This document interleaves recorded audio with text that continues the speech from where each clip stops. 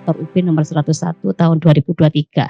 Mungkin yang dua dari bawah itu akan diulik kembali nanti hari Jumat mungkin oleh Prof. Luki, sehingga bisa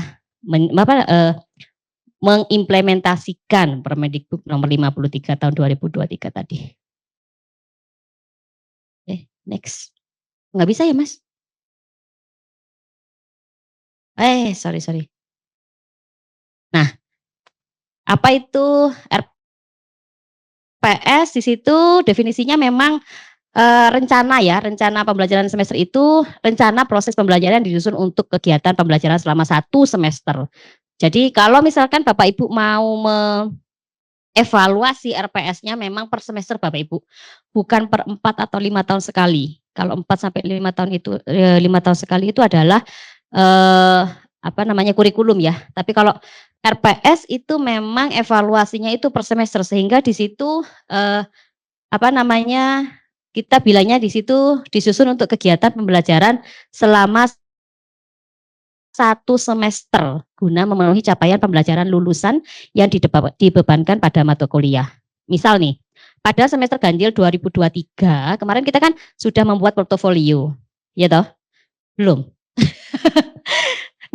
Nanti mungkin akan harus membuat ya Bapak Ibu ya. Nah pada waktu di portofolio mungkin ada sesuatu yang kurang srek, nah itu nanti di liburan semester ini harus dievaluasi sehingga pada waktu RPS ganjil 2024 itu sudah direvisi gitu ya. Seperti itu ya. Nah, kemudian di situ bisa ditetapkan oleh dosen secara mandiri atau secara kelompok keahlian ya. Jadi tim teaching. Jadi nggak usah sampai 1 PS bikin RPS 1 mata kuliah gitu, jangan, nggak mari-mari nanti ya. Jadi 1 mata kuliah itu terserah mau dibuat oleh 1 dosen atau tim teaching, monggo ya, sehingga nanti kita bisa tahu evaluasinya bagaimana, seperti itu. Nah, di sini peranan RPS menurut SN Dikti ya, itu dia memang PDCA ya. Jadi situ ada plan, do, check dan action-nya ya. Nah, sehingga di situ memang plan-nya itu harus tahu kita dulu dari kurikulum kita yang akan kita jalankan itu apa saja capaian pembelajaran lulusannya. Nah, setelah kita tahu ya di situ apa saja standar kompetensi lulusannya juga kita harus tahu karena kita akan membuat RPS tadi. Nah, RPS itu sudah masuk ke plan-nya. Jadi perencanaannya. Jadi kalau misalkan kita perencanaannya belum matang, nah pasti akan berimbas ke pelaksanaannya di DU tadi. Karena kalau sudah di pelaksanaan, nggak bisa kita, RPS-nya salah nih. Pas waktu di kelas, ini harusnya, jangan gitu. Itu ketahuan banget kalau plan-nya kita kurang matang. Nah, sebaiknya memang liburan ini Bapak Ibu itu sudah mulai evaluasi RPS-nya. Sudah sesuai apa tidak ya semester ganjil kemarin itu ya.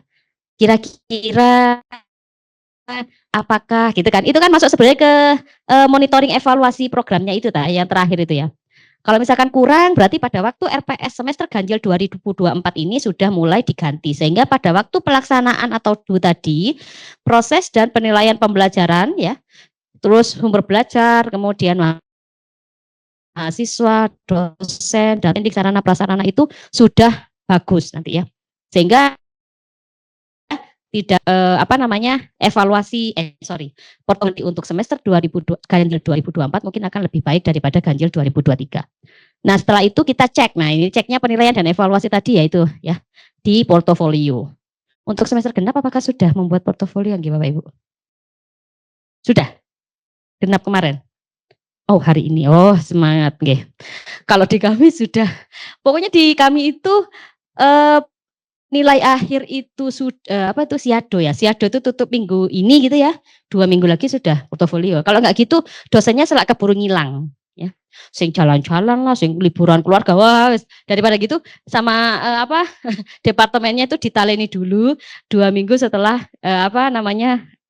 pengisian nilai terakhir Siado sudah mulai mengadakan workshop portofolio. Mau nggak mau dosennya harus mengisi.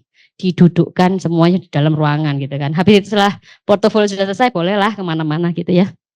Nah, setelah kita sudah penilaian dan evaluasi yaitu cek, nah itu ada monefnya. Nah di situ monefnya, di waktu di monef kita lihat apakah ada yang mau kita perbaiki. Apanya nih? Perangkatnya atau proses pembelajarannya. Kalau ternyata proses pembelajarannya mungkin, wah ternyata nih ya semester ganjil kemarin kita melihat bahwa portofolionya karena berbasis project, terus ternyata kok CPL-nya tidak tercapai, CPMK-nya banyak yang tidak lulus bla bla bla gitu kan. Nah pada waktu evaluasi RPS yang liburan ini, coba saya ganti case base aja lah. Mungkin project itu terlalu berat mungkin ya buat anak-anak. Nah RPS-nya ganti. Jadi gantinya apa tadi case based learning aja. Nah, kita kapan kita taunya? Pada waktu cek lagi nanti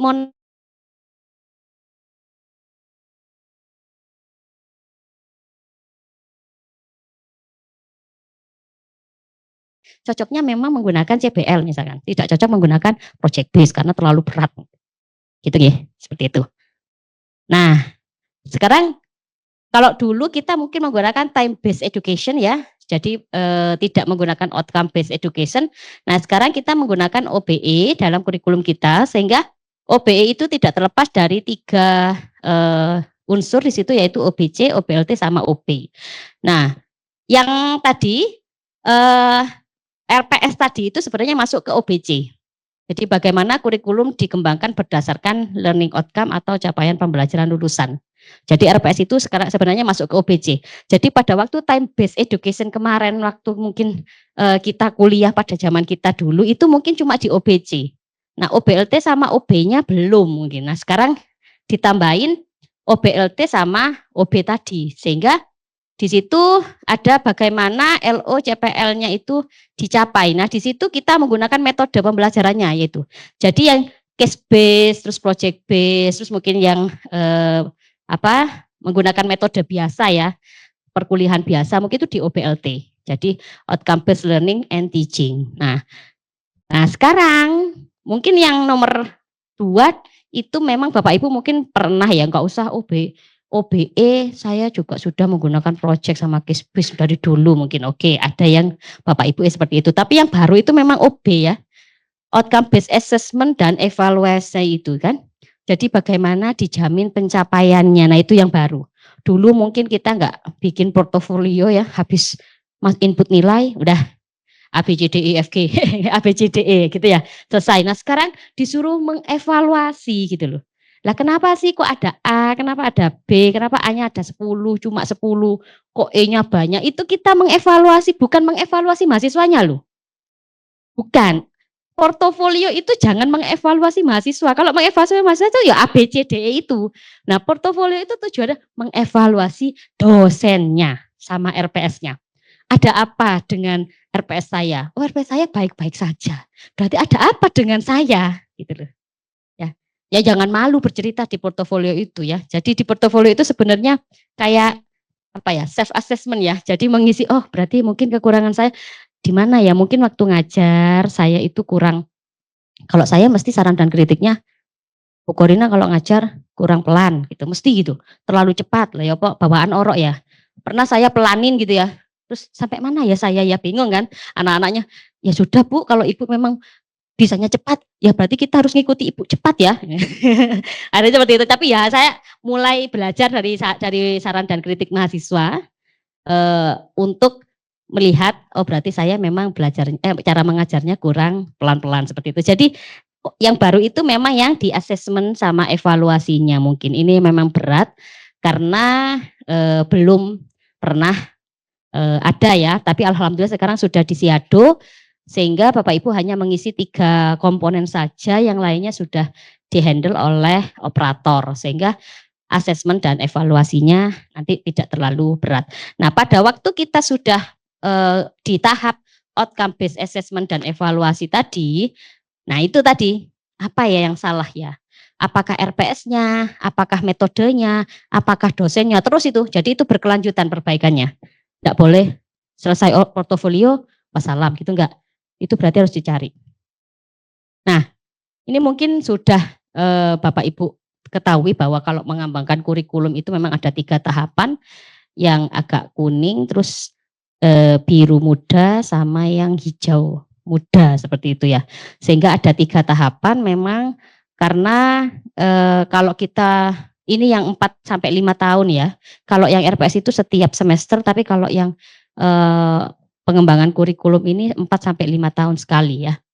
Jadi ini memang ada 3 tahapan, mungkin saya lewati saja.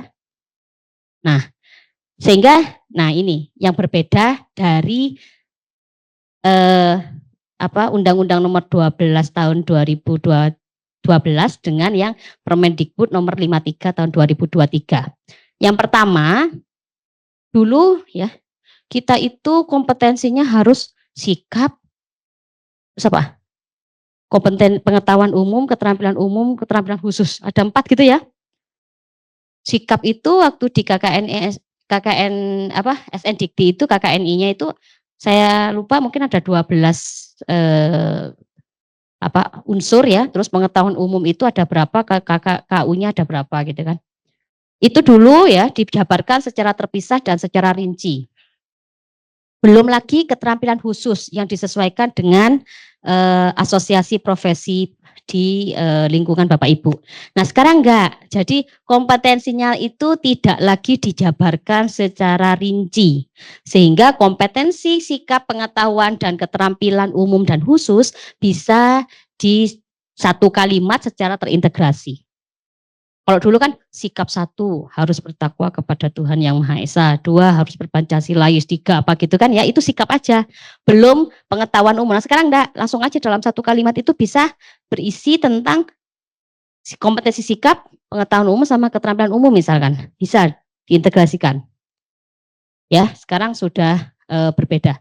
Kemudian mahasiswa sarjana dan sarjana terapan dulu mungkin wajib membuat skripsi.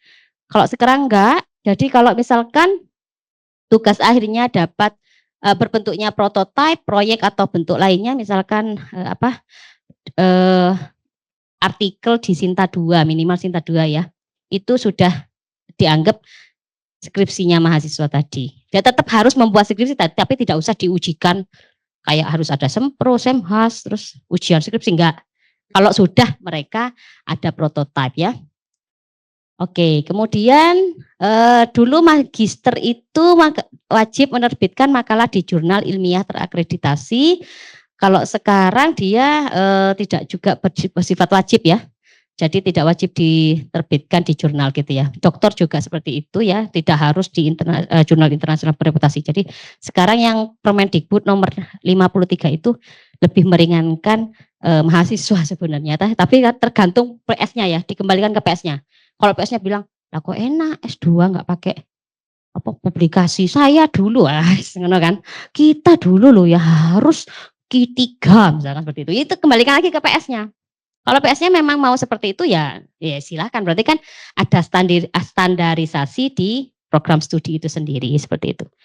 Nah, dampak positifnya itu apa? Ya, program studi tadi dapat menentukan bentuk tugas akhir. Kemudian menghilangkan kewajiban tugas akhir pada banyak program studi, kemudian mendorong perguruan tinggi menjalankan kampus merdeka. Nah ini mulai gonjang-ganjing lagi kampus merdeka, merdeka belajarnya ini, karena sudah tidak sesuai dengan, banyak yang tidak sesuai dengan CPMK.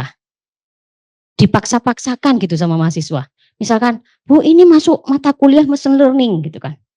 Padahal CPMK-nya machine learning itu A, B, C, D berat gitu ya. Nah terus tiba pas waktu di MBKM, di laporannya, lah kon mek ngono tok. Nah terus kan dapat A. Nah nanti kalau kamu direkrut sama suatu perusahaan, machine learning dapat A gitu kan ya. Terus tiba itu tuh A-nya MBKM, bukan A-nya di kelas machine learning gitu loh. Terus disuruh kerja tentang machine learning. Loh saya enggak tahu. Nah kita ngisi-ngisi gitu kan.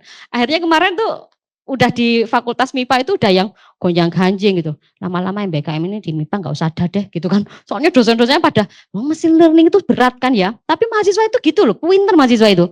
Nyari konversi mata kuliah yang api-api. Iya kan? Yang api-api, nggak mau yang soft skill gitu, yang apa itu kewirausahaan, terus apa itu kerjasama apa-apa itu nggak mau. Mintanya yang high gitu loh. Machine learning, kemudian jaringan, opo, gitu kan. dites gak iso. Lah niku mesin learning-nya gimana? Loh tapi itu kan sama Bu CPMK-nya. Iya, tapi kan malu kita gitu loh kalau pas dites di perusahaan tiba mesin apa konsep dasarnya gak ero kita tuh isin gitu kan. Udah kamu gak bisa dapat A. Loh Bu, gak dapat B aja, B itu udah baik cukup pisan gitu kan. Nah iya, tapi kan masalahnya prosentasenya itu juga lebih besar dari di sana daripada kita. Kok moro-moro dia dapat B plus. Ya, terus gimana caranya dia dapat B ya? Malah kita yang mikirkan menurunkan nilainya mereka juga kasihan sebenarnya. Tapi mereka itu ya kita harus apresiasi mereka mau di perusahaan itu selama 1 semester seperti itu. Oke. Nah, ini yang Pertur UB yang baru ya. Jadi di setiap PS ya harus ada A sampai G ini. Jadi yang apa tadi? Sikap, KU, KK sama sikap, KU sama pengetahuan itu bisa diintegrasi menjadi A sampai G seperti itu ya. Jadi kalau CPL-nya mintanya minimal 15, mungkin salah satu A, B, C, D, E, F, G-nya itu memang harus termasuk ke dalam 15 tadi. Baru kompetensi khususnya kita tambahin H, I, J, K, L dan seterusnya seperti itu. Nah, ini yang ada di mana? RPS itu ya. Nah, ada sub CPMK indikator kriteria bentuk penilaian. Nah, saya disuruh Bu Faiz kemarin yang nomor 3 seperti itu. Oke, jadi mungkin ini untuk yang sub CPMK sama CPMK ya. Jadi bedanya CPMK sama sub CPMK itu memang kalau CPMK itu masih bersifat umum, sub CPMK sudah bersifat khusus di situ ya. Sehingga CPMK itu memang konteksnya ditekankan kepada mahasiswa dan luaran mahasiswa. Jadi tidak lagi ditekankan kepada mata kuliah. Jadi memang harus ke mahasiswanya. Sehingga mahasiswa mampu, seterusnya ya. Jadi mahasiswa yang mahasiswa. Sehingga CPL-nya bersifat umum ya. Kalau CPMK bersifat spesifik, sub CPMK malah dia harus bisa yang dapat diamati dan diukur.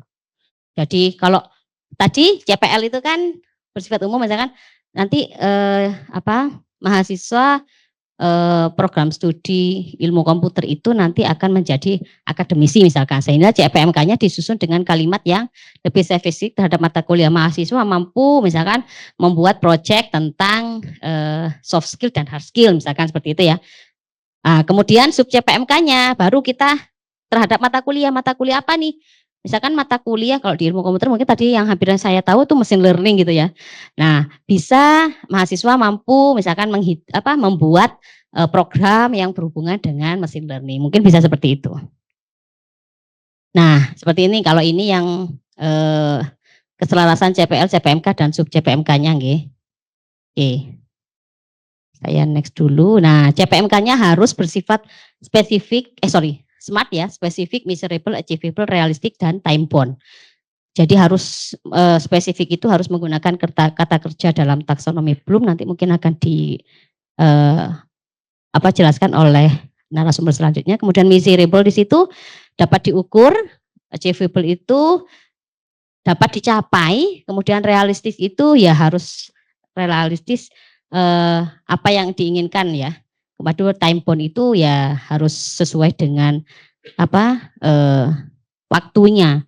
Jangan sampai nanti waktunya ini biasanya harusnya 2 semester tapi kita pakai 1 semester misalkan, nggak bisa gitu. Kalau misalkan ada yang seperti itu, wah ini harusnya bikin artikel itu 2 semester ya, terus mahasiswa ini bisa 1 semester. Berarti itu kan sudah pencapaian yang lebih tinggi, sehingga kita harus apresiasi tadi. Oh berarti tugas akhirnya artikel ini dibuat tugas akhir aja, misalkan seperti itu lebih bagus. Nah seperti itu ya. Jadi mampu membuat unit usaha kewirausahaan itu masih sudah spesifik sama measurable tapi belum achievable, realistic sama time bound. Baru kalau kita bilang dia masih menyusun rancangan, hanya rancangan saja, nggak sampai membuat, hanya menyusun rancangan, saya rasa itu sudah smart ya. Atau memelihara, nomor 4, melakukan pemeliharaan sistem Ya itu masih smart, tapi kalau sudah merasakan ya sudah bukan spesifik lagi dan tidak bisa diukur. Sehingga saya katakan tadi bahwa CPMK sama sub CPMK itu orientasinya mahasiswa sama outcome-nya dari mahasiswa atau hasil belajarnya tadi. Nah, indikatornya ini kualitatif atau kuantitatif nanti Bapak Ibu yang bisa tahu sesuai dengan mata kuliahnya. Nah, kalau yang ini indikator penilaiannya ya. Kalau kualitatif ya sama kuantitatif itu kan nanti dia masuk ke ketepatan membedakan sama ketepatan menjelaskan. Nah, seperti itu. Itu indikator penilaiannya nanti. Misalkan sub CPMK-nya adalah mahasiswa mampu menjelaskan metode penelitian kualitatif dan kuantitatif. Apa indikator penilaiannya ya? Yang pertama pasti membedakan pengertian dulu. Kemudian menjelaskan tahapan metode penelitian kualitatif dan kuantitatif. Seperti itu. Nah, ini ya. Mau bentuk tes, non-tes itu monggo, terserah Bapak Ibu bentuk penilaiannya. Jadi kriteria sama bentuk penilaian berbeda ya. Kalau kriteria itu berdasarkan penilaian acuan patokan yang mengandung prinsip edukatif, otentik, objektif, akuntabel, dan transparan. Tapi kalau bentuk penilaiannya mau tes atau non-tes monggo. Nah seperti ini. Tadi kan dia mampu menjelaskan berbagai metode penilaian kualitatif dan kuantitatif. Indikatornya tadi ketepatan membedakan sama ketepatan menjelaskan. Bentuk penilaiannya mau tes atau non-tes. Kalau tes misalkan esai atau UTS atau kuis dan seterusnya. Non-tesnya misalkan dia hanya menyusun diagram alir tahapan penelitian misalkan. Itu bentuk penilaiannya. Nah, instrumennya harus ada instrumen penilaiannya. Ya. Yang pertama rubrik sama yang kedua pedoman penskoran. Nah, ini juga harus ada Bapak Ibu di RPS-nya. Rubriknya sama pedoman penskoran. Di bawah sendiri nanti jangan yang di kolom-kolom itu ya, di bawah sendiri nanti ya di lampirannya dikasih seperti itu. Rubriknya seperti apa, pedoman penskornya seperti apa. Sebentar. Nah, ini bentuk metode pembelajarannya ya, mau yang kuliah. Jadi bentuk sama metode pembelajaran berbeda ya. Bentuk pembelajaran itu kuliah, responsi, seminar, praktikum, MBKM dan seterusnya. Tapi kalau metodenya apa? Apakah kolaboratif, apa proyek, apa CBL dan seterusnya? Itu metode. Tapi kalau bentuk kuliah, responsi, praktikum gitu kan itu bentuk. Jadi jangan samakan bentuk sama metode di situ ya. Ternyata berbeda. Jadi harus benar-benar dibedakan. Kalau case base-nya seperti ini ya. Jadi harus peran dosen itu memberikan kasus, jangan sampai kasusnya dicari sendiri, akan ambiar, tidak sesuai CPMK nanti. Misalkan kasusnya machine learning, ternyata dia nanti kalian cari yang berhubungan dengan machine learning, enggak kemana-mana nanti mahasiswa itu. Kita kasih kasusnya A ini untuk kelompok A, kasus B ini untuk kita sudah karena dosen sudah tahu kasus machine learning seperti apa, ya. Nah setelah dosen sudah memberikan kasus, ya, baru mahasiswa itu sudah mengidentifikasi informasi kunci pada kasus.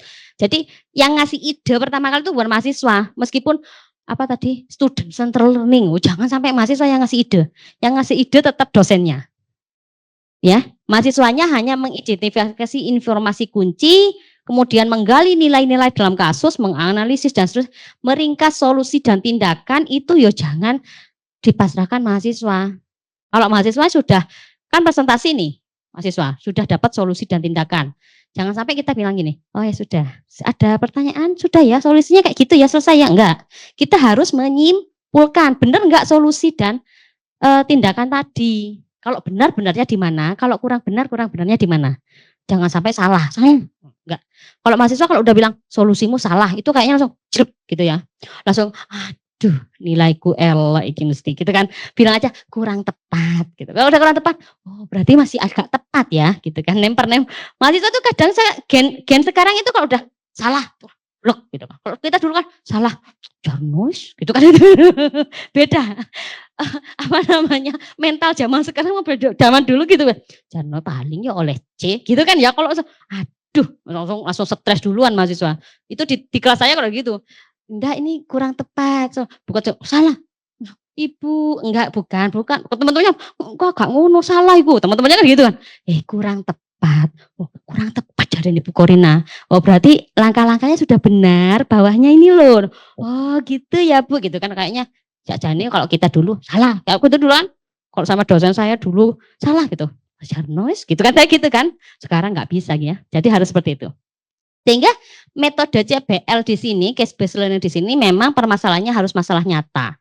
Sehingga waktu kita membuat metode CBL itu kita harus melihat ini bisa nggak ya dibuat kelompok, ini bisa nggak ya dibuat mandiri, bisa nggak ya membuat kolaboratif. Terus waktunya diperhitungkan juga, bisa nggak ya, kan tadi time bound tadi ya, bisa nggak ya dikerjakan mahasiswa 1 semester. Oh, atau bisa nggak ya dikerjakan hibrid. Tapi kalau misalnya nggak bisa nih, harus luring ya, memang harus semuanya luring. Atau boleh bisa nih hibrid, berarti bisa luring dan daring, gitu kan ya. Nah, kemudian di situ penilaiannya harus kalau CBL itu 50%-nya itu harus aktivitas partisipatif mahasiswa sama hasilnya. Yang lainnya sisanya itu boleh tugas kuis UTS UAS. Atau saya nggak usah wes tugas kuis UTS UAS, nggak usah wes. Soalnya saat mahasiswa CBL semua 100% boleh monggo. Ya, seperti itu ya. PJBL juga sama nggih. Kalau PJBL itu memang harus panjang waktunya ya. Jadi nggak bisa pendek ya. Jadi setelah UAS pun mungkin masih berlanjut gitu proyeknya. Kemudian nah, ini kalau dulu kan gini ya. Kuliah itu tatap muka 50, tugas mandiri 60, tugas terstruktur 60. Kalau kuliah responsif dan tutorial sehingga waktunya 170. Kalau seminar itu 100 sama kegiatan mandirinya 70. Pokoknya 170 totalnya ya. Nah, yang sekarang enggak. Yang sekarang itu pokoknya satu SKS itu didefinisikan sebagai 45 jam per semester. Jadi kalau misalkan Bapak Ibu misalkan mata kuliahnya itu berbentuk proyek misalkan ya. Nah, proyek itu kadang Bapak Ibu juga bimbingan sama mahasiswa pas layai weekend kan Pak ya, Bu. Weekend itu diganggu mahasiswa gitu kan. Habis itu kita udah pulang gitu ya jam 8. Ibu maaf mau nggak saya baru ingat. Ini proyeknya. Lah, nah bisa Bapak Ibu nanti misalkan ya sudah kita bagi waktunya sesuai dengan kita misalkan. Misalkan kelompok ini pokoknya kelompok 1 ini pokoknya 45 jam. Entah itu Sabtu itu dihitung atau kegiatan di lapangan misalkan ya. Di apa kalau di di Filkom ini kan biasanya di lab gitu ya. Di lab itu juga dihitung misalkan monggo. Mungkin nanti Prof. Luki yang akan menjelaskan kapan ini akan berlaku. Satu SKS ini dijadikan sebagai 45 jam per semester, tidak harus 50 tatap muka di kelas, 60 mandiri, 60 tugas struktur, itu nanti bisa diatur oleh dosennya, lebih fleksibel gitulah ya. Jadi misalkan tatap mukanya itu misalkan nanti di awal semua dulu, pokoknya nanti tatap muka dulu ya semuanya ya, gitu kan ya. Nanti tugas terstruktur sama tugas mandirinya pada waktu proyek di mana itu yang menghadap kita di ruangan itu loh. Bisa kan gitu kan ya. Ini nanti kelompok ini menghadap saya jam segini untuk diskusi proyeknya. Karena kalau di kelas kan kelasnya mau dipakai oleh mata kuliah lain kan seperti itu kan ya. Nah, itu bisa dihitung sebagai satu SKS nanti. Monggo nanti bisa. Kalau di tempat kami yang 45 jam per semester ini yang tidak 50, 60, 60 itu memang buat yang PJBL sama case base. Tapi kalau yang kuliah, kuliah biasa ya, yang kayak kalkulus 1, matematika dasar, itu kan memang harus ada di kelas. Itu kita masih pakai yang 50, 60, 60. Tapi kalau sudah PJBL sama CBL itu sudah diserahkan sama dosennya masing-masing. Mau diatur seperti apa monggo. Tidak harus 50, 60, 60 tadi. Seperti itu. Nah, dulu mungkin menggunakan A, B, C, D, E. Kalau sekarang nanti mungkin bisa pakainya tadi ya, lulus sama tidak lulus seperti itu.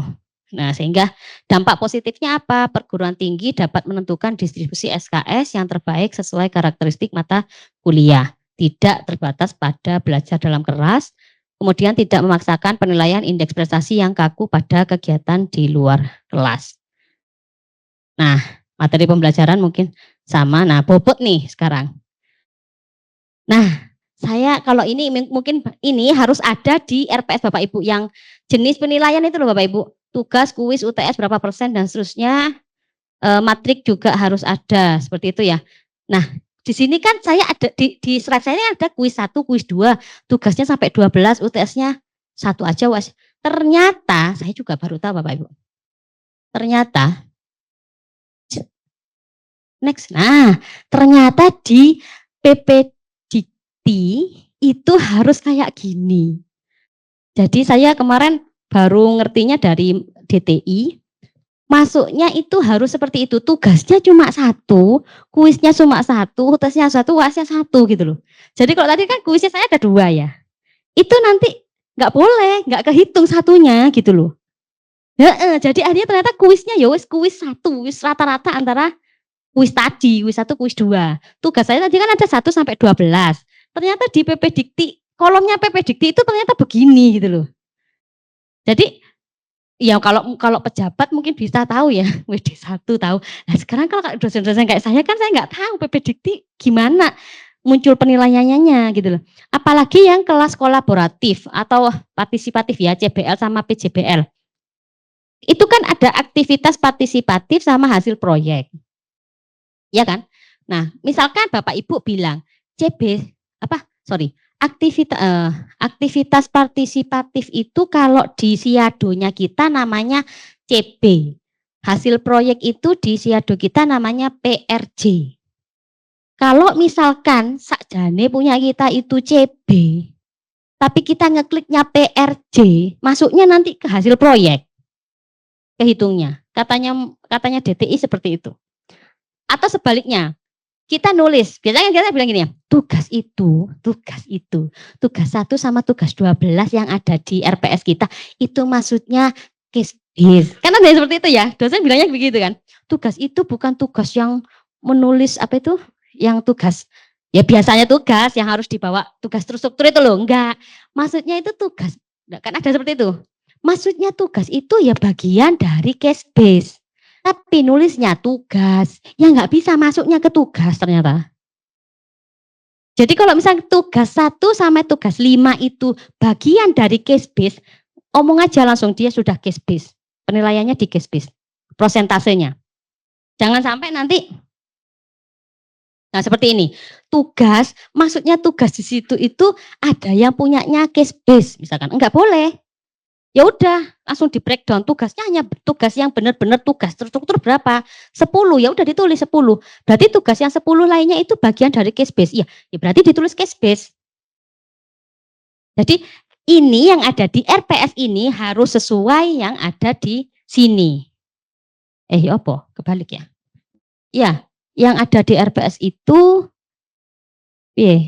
pokoknya yang ini harus ada di RPS, jangan sampai nanti tugas yang dimaksud Bapak Ibu, tugas yang bagian dari aktivitas partisipatif, ternyata ditulis di Bapak Ibu di nilai akhir itu adalah tugas 1, akhirnya masuk ke tugas bobotnya, nggak masuk ke yang atas.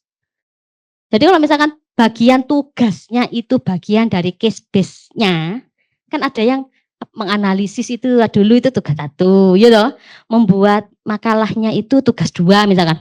Itu langsung masuk ke yang aktivitas partisipatif aja atau hasil proyek. Dan aktivitas partisipatif sama hasil proyek kalau mata kuliahnya berbasis PJBL atau CBL dia harus 50%. Ya. Misalkan aktivitas partisipatif 25, hasil proyek 25% boleh. Berarti yang lainnya kan 50 ke bawah. 50 bagi 3 tadi itu ya. Tapi kalau misalkan Bapak Ibu di atas aktivitas partisipatifnya 20, proyeknya 25, berarti berapa? 45, berarti tidak bisa dikatakan dia kolaboratif partisipatif, nggak bisa. Itu dianggap kuliah biasa. Seperti itu. Jadi harus 50 ke atas. Loh, enggak, ini punya saya proyek, jadi proyeknya yang 50. Ya udah hasil proyeknya PRJ-nya 50, CB-nya nanti mungkin cuma 10 atau 5. Nah, baru yang lainnya menyesuaikan. Seperti itu. Jadi karena ada di tempat saya sendiri, itu ternyata artinya tugas itu yaitu bagian dari case base ternyata. Loh ya, nggak boleh, berarti harus masuk ke prosentase aktivitas partisipatif. Jadi kalau enggak ternyata tugas saya itu semuanya punyanya hasil project, ya udah berarti nggak ada tugas di situ. Masukkan ke PRJ semua. Gitu nggih. Saya juga baru tahu ternyata begitu hitungannya. Ya, tapi saya belum bilang ke dosen-dosen semuanya ya. Jadi saya tahunya juga minggu kemarin. Seperti itu nggih. Nah, ini jadi kayak gini kuis 1, kuis 2. Ya udah langsung tulis kuis gitu ternyata. Tugas 1 sampai tugas 12 itu dipetakan lagi siapa yang PRJ, siapa yang CBL, siapa yang tugas beneran. Seperti itu ya. Jadi masukkan ke prosentase yang jenis penilaian. Jadi jenis penilaiannya itu harus sesuai dengan PP Dikti. Nah, ini juga matriks antara CPMK dan CPL. Siapa yang CPMK itu mendukung CPL berapa saja dan seterusnya. Dan harus 1 ya jumlah totalnya seperti itu. Oke, nah ini. Jadi kemudian saya nggak tahu penjelasan DTI sama sakit berbeda. Saya harus konfirmasi dulu sebenarnya karena gini. Saya kan tadi menyarankan bahwa RPS itu dievaluasi setiap semester gitu ya. Misalkan nih, saya tanya kemarin ke DTI, misalkan nih RPS saya sekarang adalah project, ya kan? Kemudian kan ada biasanya ada mata kuliah yang jalan setiap semester kan, ada kayak MPPI itu kan jalan semester genap ganjil jalan kan ya. Misalkan semester ganjil saya tulis case base. Terus semester genap saya tulis project base. Nah, menurut Pak Yusi itu dihitung berapa kali Pak Yusi? Kan KPS. Loh saya belum makan, Pak Yusi sudah makan. Ayo, belum sarapan ya pasti. menurut Sakip itu dihitung 2. Jadi dihitung MPPI semester ganjil itu case base, MPPI semester genap itu project base, berarti N-nya itu loh jumlah mata kuliah yang kolaboratif partisipatif. R-nya dihitung 2, case base sama project base, ya toh? Tapi menurut DTI itu dihitung 1. Saya kan jadi agak kaget, kok dihitung 1 kan? Satunya case base, satunya project base kan sudah beda kasus gitu kan? Terus katanya DTI, loh karena ID mata kuliahnya itu cuma 1, MPPI. Loh, terus bingung kan? Kok ketua sakit bilangnya itu dihitung 2, DTI-nya karena di PP Dikti itu misalkan kode MK-nya itu, ya itu sama gitu loh. Jadi ya udah dihitung 1 gitu kan. Lah kalau dihitung 1 kan PS itu kan rugi ya. Maksudnya harusnya dia dihitung 2, N itu kan jumlah jumlah mata kuliah yang kolaboratif partisipatif. Nah harusnya dihitung 2, ternyata dihitung 1 gitu loh. Berarti loh terus ngapain saya ganti-ganti kalau kayak gitu kan ya. Harusnya kan begitu. Sehingga tapi saya belum tanya ke ketua SAK apakah seperti saya bilang Mas DTI sudah cross check dengan SAK apa belum, katanya belum. Sehingga saya bingung karena menurut sekdep saya itu ketua sakipnya bilang bahwa 1 mata kuliah kalau 2 metode pembelajaran di 2 semester yang berbeda itu dihitung 2, tapi menurut PP Dikti karena ID mata kuliahnya sama dihitung 1 gitu. Sehingga saya nanti harus konfirmasi lagi nih. Oke. Oh, sudah selesai. Monggo kalau ada diskusi saya kembalikan ke moderator. Baik, terima kasih atas paparannya Ibu.